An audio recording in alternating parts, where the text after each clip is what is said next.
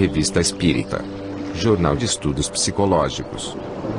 Tradução de Evandro Noleto Bezerra. Federação Espírita Brasileira.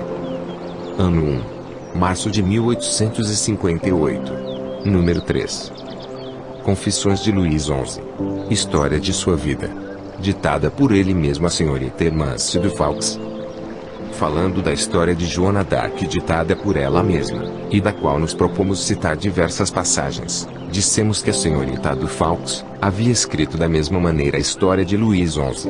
Esse trabalho, um dos mais completos no gênero, contém documentos preciosos do ponto de vista histórico. Nele Luís XI revela-se o profundo político que conhecemos, mas, além disso, dá-nos a chave de vários fatos até hoje inexplicados. Do ponto de vista espírita é uma das mais curiosas mostras de trabalhos de fôlego produzidos pelos espíritos.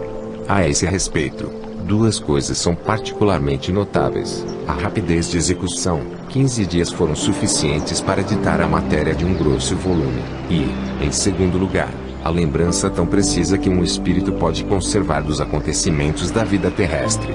Aos que duvidarem da origem desse trabalho, e o acreditarem à memória da senhorita de Faux, responderemos que seria preciso, com efeito, da parte de uma menina de 14 anos, uma memória bem fenomenal e um talento de precocidade não menos extraordinário, para escrever, de uma sentada, uma obra dessa natureza. Mas, supondo que assim o fosse, perguntamos onde essa criança teria aurido as explicações inéditas da nebulosa política de Luís XI, e se não teria sido mais conveniente a seus pais atribuir-lhe o mérito. Das diversas histórias escritas por seu intermédio, a de Joana d'Arc é a única que foi publicada. Fazemos votos porque as outras o sejam logo, e lhe pretizemos um sucesso tanto maior quanto mais difundidas se acham hoje as ideias espíritas. Extraímos, da de Luís XI, a passagem relativa à morte do conde de Charolais. Os historiadores, defrontando-se com o fato histórico de que Luís XI deu a conde de Charolais a tenência geral da Normandia, confessam não compreender por que um rei, que foi tão grande político, haja cometido tão grande falta. As explicações dadas por Luís XI são difíceis de contradizer, visto estarem confirmadas por 3 episódios e de todos conhecidos.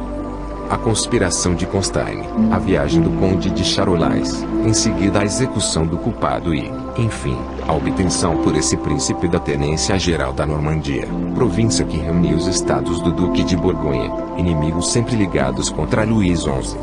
Luís XI assim se exprime: o conde de Charolais foi gratificado com a tenência geral da Normandia, e com uma pensão de 36.000 libras. Era uma grande imprudência aumentar dessa forma o poder da Casa de Borgonha. Embora essa digressão nos afaste da sequência dos negócios da Inglaterra, creio dever indicar os motivos que me fizeram agir assim. Algum tempo depois de seu retorno dos Países Baixos, o Duque Filipe de Borgonha tinha caído gravemente enfermo. O conde de Charolais amava verdadeiramente seu pai, apesar dos desgostos que lhe havia causado. É verdade que seu caráter ardente, impetuoso e, sobretudo, minhas pérfidas insinuações, poderiam desculpá-lo. Cuida dele com uma afeição toda filial e não deixa, nem de dia nem de noite, a cabeceira de seu leito.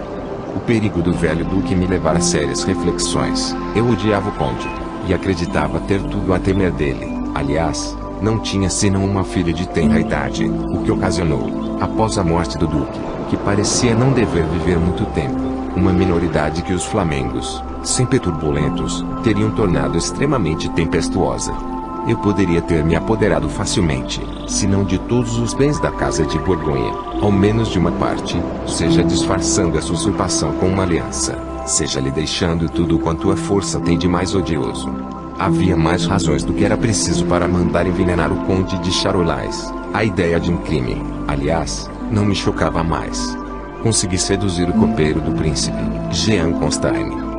A Itália, de algum modo, era o laboratório dos envenenadores. Foi para lá que Constantine enviou Jean TV, que havia conquistado graças a uma soma considerável, a qual deveria ser-lhe paga quando retornasse. TV quis saber a quem se destinava o veneno. O copeiro teve a imprudência de confessar que era para o conde de Charolais. Depois de ter dado conta de sua tarefa, TV apresentou-se para receber a importância prometida, mas, longe de lhe pagar, Constantine o cobriu de injúrias. Furioso com essa recepção, TV jurou vingar-se. foi encontrar-se com o conde de Charolais, confessando-lhe tudo o que sabia. Constein foi preso e conduzido ao castelo de Ripemont. O medo da tortura o fez confessar tudo, exceto minha cumplicidade, talvez esperando que eu intercedesse por ele.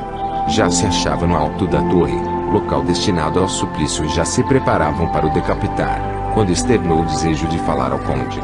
Contou-lhe então o papel que eu havia desempenhado nessa tentativa.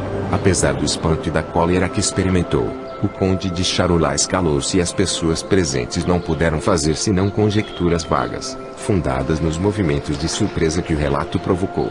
Malgrado a importância dessa revelação, Constein foi decapitado e seus bens confiscados, mas restituídos à sua família pelo Duque de Borgonha. Seu delator experimentou a mesma sorte, devido em parte à resposta imprudente que deu ao príncipe de Borgonha, havendo este perguntado, caso a soma prometida lhe tivesse sido paga, se teria denunciado o complô. Teve ele a inconcebível temeridade de responder que não. Quando o conde veio a Tours, pediu-me uma entrevista particular. Nela deixou extravasar todo o seu furor e me cobriu de censuras. Eu o apaziguei, dando-lhe a tenência geral da Normandia e a pensão de 36.000 libras. A tenência geral não passou de um título sem resultado. Quanto à pensão, não recebeu senão o primeiro vencimento.